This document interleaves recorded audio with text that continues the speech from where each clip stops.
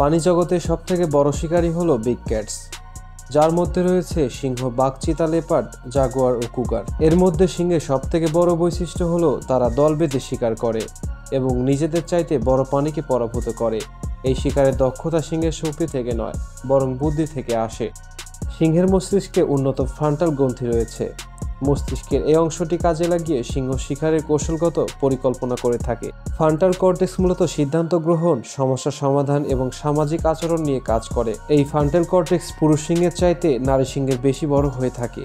এর কারণে আফ্রিকা অঞ্চলে সিংহদের দলবেঁধে শিকার করতে দেখা যায়। এই কৌশলী বুদ্ধির কারণেই বনের রাজার তকমাতেও পেয়ে থাকে সিংহ। ভিডিওটি কেমন লেগেছে অবশ্যই কমেন্টের মাধ্যমে জানাবেন।